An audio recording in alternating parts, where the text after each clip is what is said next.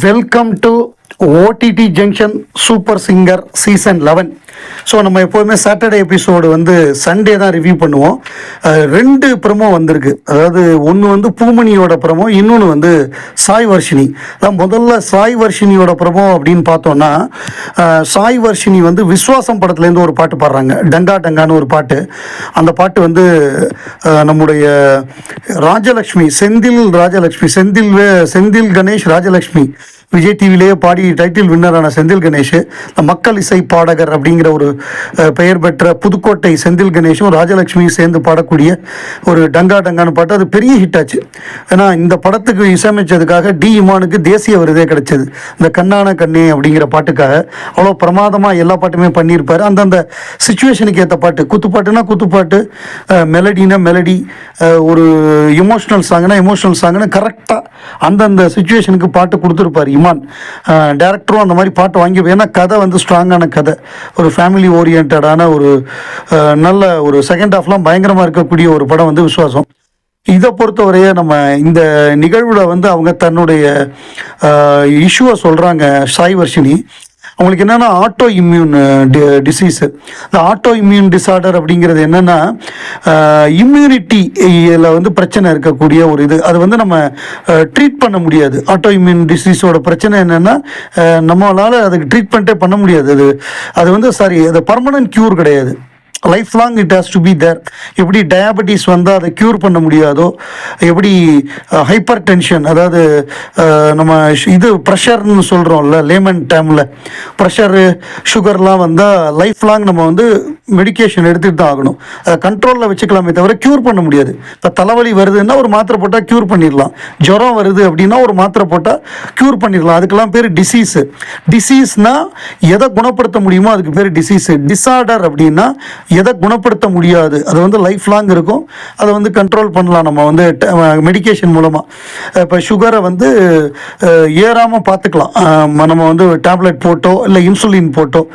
இதை பொறுத்தவரை ப்ரெஷர் அப்படி தான் 120/80 அப்படின்னா இந்த 120/80 விட அதிகமாகாமல் அப்படியே மெயின்டைன் பண்ணலாம் அந்த டேப்லெட் போட்டு.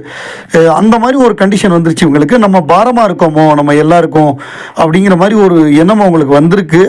பட் அதை மீறி அவங்க பாடி இவ்வளோ தூரம் வந்திருக்காங்கன்னா அது மிகப்பெரிய விஷயம். கிரேட், நம்ம பாராட்டணும். ஏன்னா எல்லாமே ஈஸியாக வந்துடுறதில்ல.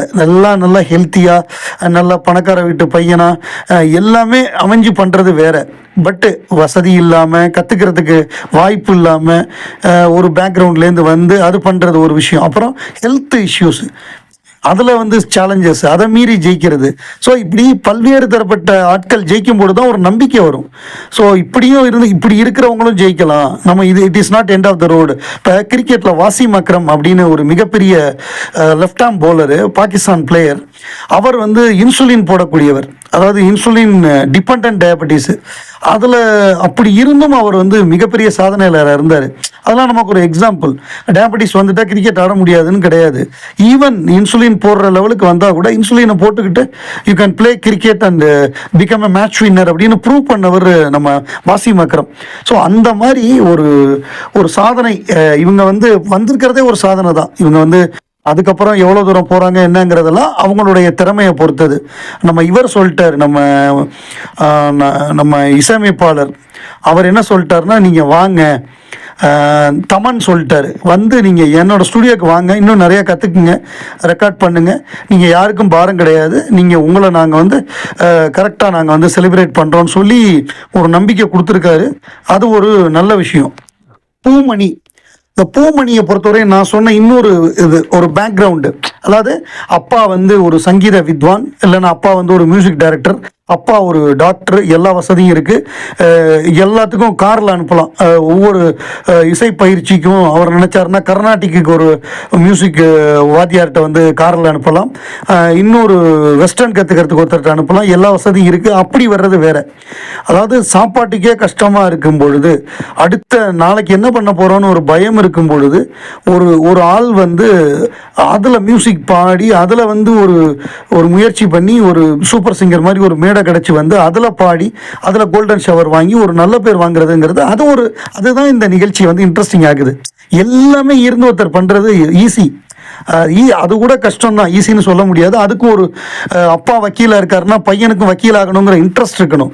அப்படி இல்லைன்னா கோர்ட் கச்சேரின்னு சோனி லிவில் ஒரு வெப் சீரிஸ் இப்போ இருக்குது, அந்த மாதிரி ஆகிடும். ஸோ அது ஒரு பக்கம் இருக்கட்டும், நம்ம யாரையும் வந்து நம்ம குறைச்சி சொல்லலை. அதுவும் கஷ்டம்தான். அதுக்கு சீக்கிரமாக எந்திரிக்கணும், காலையில் சீக்கிரம் போய் ப்ராக்டிஸ் பண்ணணும், அதுக்கப்புறம் ஸ்கூல் பாடங்களையும் படிக்கணும். எல்லாமே ரைட்டு, எல்லாமே டஃப்பு தான். அதை மீறி ஒரு எந்த வசதியும் இல்லாமல் ஒரு பின்னணியிலேருந்து பூமணி வந்து அவரே பாடல் எழுதி அவரே டியூன் போட்டு பாடுறதெல்லாம் பெரிய விஷயம். அது பிரமாதமாக பாடுறாரு. அவர் எவ்வளோ தூரம் போகிறாரு, ஏன்னா இந்த மாதிரி ஒன் டைமென்ஷனலாக பாடுறவங்க ரொம்ப நாள் தாக்கு பிடிக்க முடியாது. வெறும் கானா பாட்டு மட்டுமே பாடுறவங்க ஒரு ஒரு பாடகர் அப்படின்னா எல்லா விதமான பாடலையும் பாடணும். ஒரு மகிழ்ச்சியான பாடலையும் பாடணும், சோகமான பாடலையும் பாடணும். அப்படி இருக்கும் பொழுது வெவ்வேறு ரவுண்டு வரப்போ மாட்டிக்குவார். வெறும் கானா மட்டும் பாடினா பார்ப்போம் இவர் எப்படி தாக்கு பிடிக்கிறாரு என்னங்கிறத பார்ப்போம்.